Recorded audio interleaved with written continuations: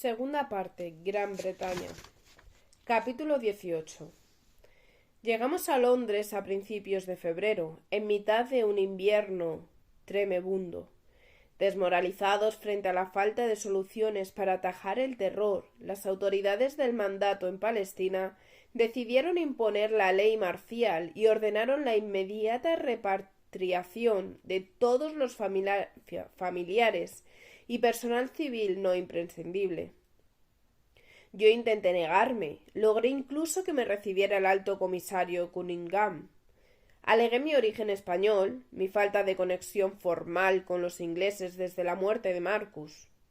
Sola estaba desde entonces, aferrada a su memoria y entregada a mi hijo. No hubo manera.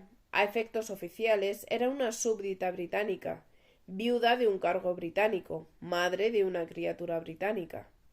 En consecuencia, debía ser urgentemente evacuada junto con el resto. El decreto era tajante y no admitía demoras ni excepciones. En cuestión de 24 horas nos asignarían un medio de transporte. En 48 emprenderíamos la salida. Solo nos permitieron llevar lo imprescindible, un bulto por persona como máximo. Muchos abandonaron de forma súbdita, décadas de arraigo, un cónyuge, amigos y fieles sirvientes, árboles que plantaron, paredes que pintaron, olores, sabores y sonidos que no recuperarían nunca. Otros, como yo, dejábamos atrás amores sepultados bajo una austera losa. Tras el espanto del King David, Berta Vester me ofreció la alternativa de un entierro íntimo en el pequeño camposanto privado que su colonia mantenía en la falda del monte Scopus. Estuvo a punto de aceptar. ¿Qué más me daba donde descansaran los restos destrozados, que no me permitieron ver? Si Marcus ya no seguía vivo. Logré al cabo imponer un pozo de lucidez en mitad de mi desgarro y opté por lo que creí más acorde con las circunstancias. Él había muerto sirviendo a su país, y su lugar estaba entre los suyos, en el cementerio anglicano del Monte Sion, rodeado de compatriotas. De otra manera y con otro destino, ahora era yo la que se despedía de esa tierra santa, brutal y perversa. Aquel apremiante plan del retorno de los civiles británicos fue denominado Operación Polly. A muchas familias les fue asignado al principio el traslado en ferrocarril hasta el Cairo y posteriores travesías en barco con destino a puertos ingleses.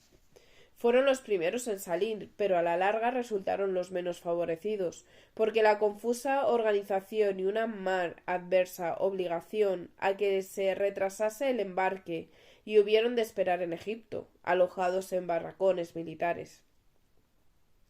A otros los emplazaron en aviones Halifax de la Royal Air Force, y al resto nos repartieron en vuelos civiles, algunos directos a Londres, otros a aeropuertos relativamente cercanos. A nosotros nos correspondió aterrizar en París. De allí a Calais nos llevarían en autobús. Después cruzaríamos en ferry el canal y una vez en Dover en tren hasta Londres.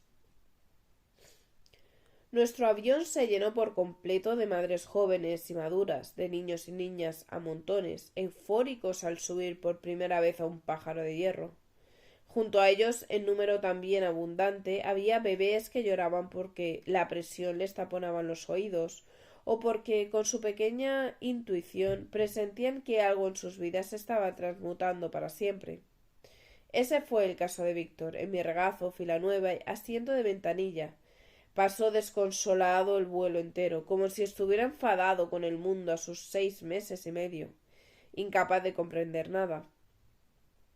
Lo estaba arrancando de su hogar en el Austrian Hospice de la Ciudad Vieja, de su cuna de madera de olivo, del canto de los muecines, de las mezquitas y los tañidos de las campanas que a diario lo arrullaban.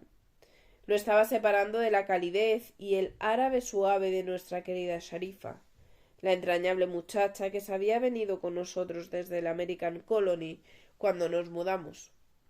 De los gestos explosivos de Fran Nash, nuestra vecina en el piso de arriba, de Nicky Shooter cuando lo alzaba hasta el techo y él reía carcajadas, de los amigos periodistas que venían al edificio cuando cerraban los bares, De todo eso se despedía para siempre mi hijo sin saberlo, y de su padre enterrado. Victoria Station bulía de familiares dispuestos a recoger a los viajeros. Ante los reencuentros por todas partes se oían gritos, rabietas de niños, exclamaciones, saludos efusivos, algún sollozo emocionado. A por nosotros acudió Olivia, la madre de Marcus. Desde que le comuniqué la muerte de su hijo y el nacimiento de Víctor, había intentado por todos los medios posibles que dejáramos Jerusalén y nos trasladásemos a Inglaterra. Pero me negué siempre. Por el bebé tan chiquito y por el recuerdo de Marcus, por mí misma y mi desconsuelo, no quise abandonar ese escenario que habíamos compartido. Ya le había perdido el miedo. Tardamos en reconocernos entre el gentío. Ninguna presentaba la misma estampa que ambas conservábamos en la memoria desde que nos conocimos aquella luminosa tarde de verano. Ella lucía ahora un largo abrigo de pieles y un vistoso sombrero de grueso fieltro. Su trenza, tan distintiva, no estaba al aire. Yo, por mi parte, hacía meses que había dejado toda sofisticación de lado, puesto que mi vida social había quedado reducida casi a cero. Gracias a Frank Nash, descubrí que los pantalones eran infinitamente más cómodos que las faldas. Cambié también las medias de seda por calcetines. Me apeé de los zapatos de tacón y me hice asidua a los bajos atados con cordones. Los viejos suetes de Marcus, vacíos de su presencia, pasaron a formar parte de mi guardarropa. Incluso desmonté sus chaquetas de tweed y las rearmé para adaptarlas a mi cuerpo, como si así pudiera sentirlo aún cerca. Ya ni recordaba la última vez que me maquillé, y ahora llevaba siempre el pelo recogido con pasadores en la nuca. Apenas nada quedaba en mi aspecto de aquella extranjera glamurosa con la que en primavera visita Londres pretendía de forma ilusa ganarme su aprobación de suegra. En mitad del andén abarrotado vacilamos unos instantes. Cuando creímos tenernos por fin frente a frente, ella con su potente espléndido, yo con mi niño en brazos. Pero sí, no había duda. Ante mí tenía a la madre del que fue el hombre de mi vida, la mujer de la que él heredó esos rasgos y gestos que tanto añoraba. Fui yo quien propició el deshielo. Me aproximé, musité su nombre sin tratamiento alguno y le ofrecí un abrazo. Al despegarnos su mirada se posó en Víctor y su medio año de vida plena. Tenía mucho de Marcus, los ojos verdosos, la piel y el pelo claros. Ella tragó saliva al verlo, se mordió el labio, extendió hacia su mejilla una mano enguantada. Cansado, extrañado, su nieto giró brusco el cuello y se cobijó contra mi hombro, rehuyéndola. Ya habrá tiempo, musitó ella mientras retiraba la mano. Ya habrá tiempo. Lo importante es que, gracias a Dios, por fin estáis en casa. Nevaba cuando abandonamos la estancia. Hacía ya horas que había caído la noche. La entrada estaba repleta de taxis y automóviles privados, preparados para trasladar a las muchas familias que llegábamos desde la lejana Palestina, tras 3 agotadores días de viaje. Hacía un frío helador. Tapé la cara de Víctor con la solapa de mi abrigo y lo apreté contra mí. Olivia empezó a abrirse paso con desenvoltura entre el estruendo de motores encendidos y humos de tubos de escape. Nosotros la seguimos. Detrás un mozo cargaba con nuestra maleta y un neceser. Eso era lo único que llevábamos. Nos acercamos a un opulento Bentley. El chofer se apresuró a abrirnos las portezuelas. Quise pagar al mozo que nos había ayudado, pero Olivia me frenó y se hizo cargo. Fue ella también quien llevó el mando de la conversación a lo largo del trayecto. Yo me limité a escucharla y a replicar sucintamente de tanto en tanto. Apenas percibí tráfico en una vez que nos alejamos del enjambre frente a Victoria Station. Muy pocos viandantes recorrían las calles oscuras y nevadas en esa noche de perros. Cuando llegamos, Víctor se había dormido.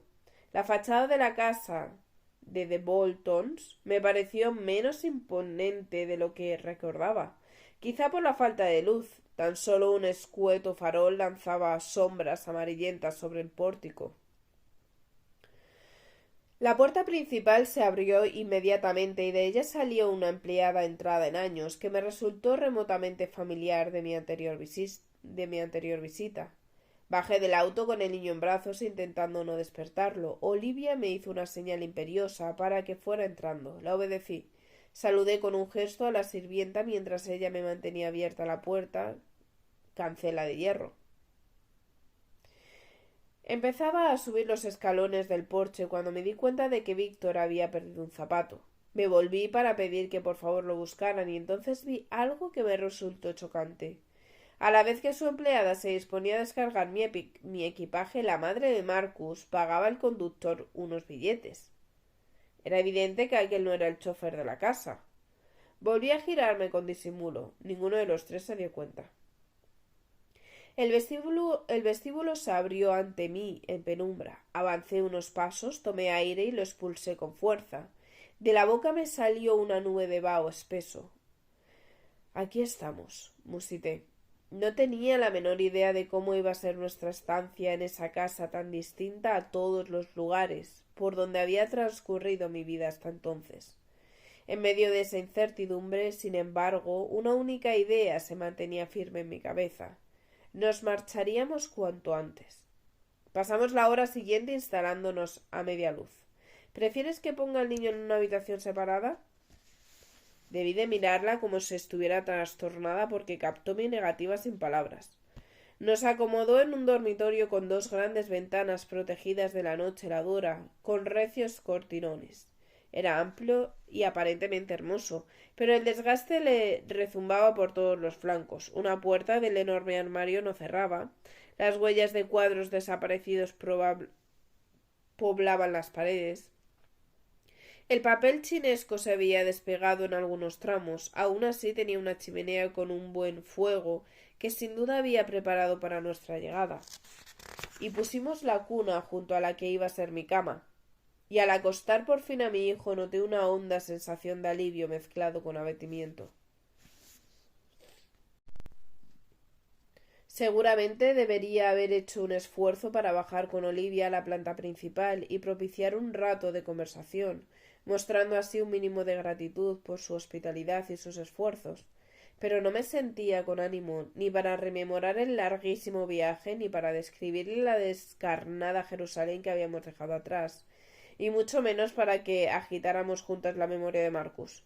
Así que acepté su ofrecimiento para que la sirvienta me subiera a la habitación un biberón de leche caliente para Víctor y para mí cualquier bocado. Di a ambas las buenas noches y me encerré en mi cuarto.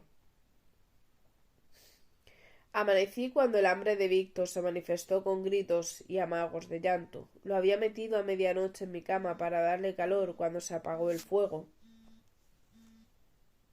El dormitorio permanecía a oscuras y helado.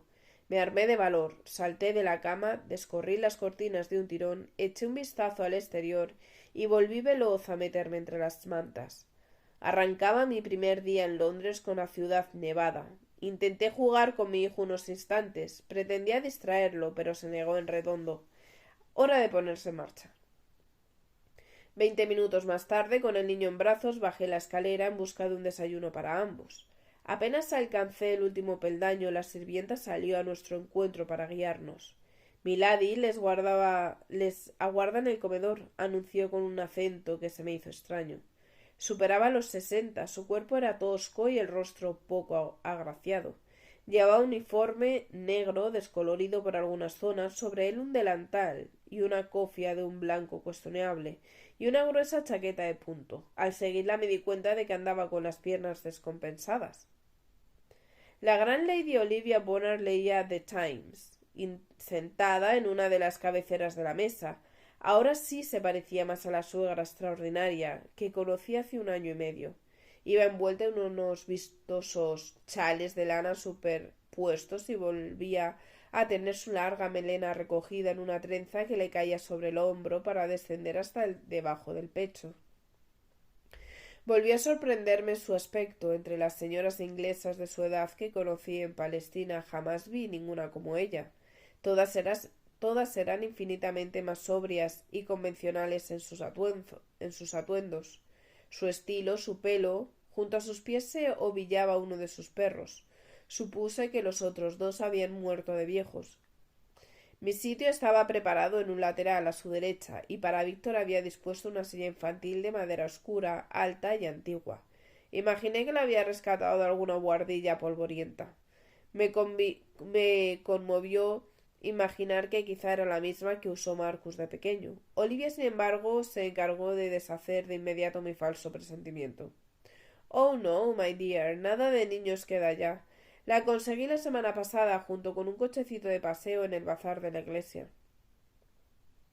El fuego estaba encendido, pero la hora temprana y las dimensiones de la estancia no habían permitido todavía que el comedor se templara.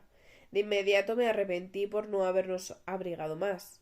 Tampoco habíamos logrado bañarnos. Al intentarlo descubrí que de los grifos del cuarto de baño anexo al dormitorio no salía más que agua gélida. Como si me leyera el pensamiento, anunció mientras cerraba el diario. Tenemos encima un invierno duro, querida. Empezó a nevar en la última semana de enero y los meteorólogos aseguran que no tiene vistos de parar de momento. La mesa estaba dispuesta con exquisitez. Vajilla de porcelana decorada con delicadas flores, cubertería de plata, servilletas de hilo. Tardé poco en descubrir, sin embargo, que tanto empaque resultaba del todo excesivo para la frugalidad alimentaria de un aparador cercano. Nos servimos un montoncito de huevo revuelto, una esquelética salchicha y un puñado diminuto de champiñones. Nada de bollería, ni asomo de fruta, algo de pan. Escasa mantequilla y mermelada sabiante extendidas sobre el recipiente de cristal como para una idea de abundancia. La guerra terminó, pero el país aún no ha remontado, aclaró mi distinguida suegra. Hay restricciones en todo y para todos, gas, carbón, electricidad, incluso los periódicos, fíjate. No les está permitido publicar en nada en cada edición más de 4 páginas, y se limitan la asignación de comida, por supuesto.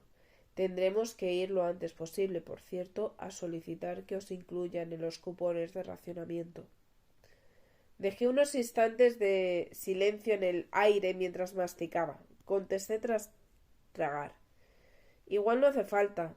Ella alzó las cejas, entre sorprendida y curiosa. Yo despejé su perplejidad de inmediato. No pretendemos quedarnos, Olivia. Frunció el ceño levísimamente. Y si no es indiscreción preguntarte dónde pretendes ir, darling. A Marruecos. Las etapas del viaje desde Jerusalén me habían servido para reflexionar y tomar decisiones. A Palestina ya no podíamos volver. Debía decidirme sobre el lugar en que empezar una nueva vida. Y entre retornar a Madrid y hacerlo a África, quizá porque nuestra agotadora travesía había coincidido con la crudeza del invierno, la balanza se inclinó hacia el sur, para que mi hijo se criara bajo su sol bondadoso. Marruecos. Musitó con lentitud. Frunció los labios y asintió con la cabeza, como si mi idea fuese una brillantez suprema. Su gesto, obviamente, desprendía sarcasmo. Marruecos, sí, insiste con firmeza. Allí vive mi madre y tengo amigos. ¿Y cuánto tiempo tienes previsto que se prolongue tal visita? No será una visita. He decidido que vamos a instalarnos allí, de forma permanente. Se llevó la taza de té a la boca. Me dio la impresión de que al rozar su borde con los labios le temblaban las manos. Aquí también tienes ataduras, Sira, dijo sobria tras devolverla al plato. Miró a Víctor, que en ese instante chupaba un trozo de pan con deleite. Ajeno a nosotras, seguía en su pequeño trono y observaba con curiosidad el perro añoso. Este niño es el único descendiente de una familia que lleva generaciones sirviendo a Inglaterra y a la corona con respeto, responsabilidad y entereza. Él heredará en su día esta casa, honrará el apellido Bonnard y para ello deberá educarse convenientemente. Dudo que una paupérrima colonia africana bajo dominio español sea el mejor sitio para hacerlo. No tenía intención de discutir, ni ánimo ni fuerza. así que lo dejé estar, con la excusa de acercar otro trozo de pan para mi hijo. Apenas lo agarró con su pequeña mano, se lo lanzó al perro y soltó una sonora carcajada al darle en la cabeza. Ambas sonreímos, fingiendo que la tensión se relajaba, de momento al menos.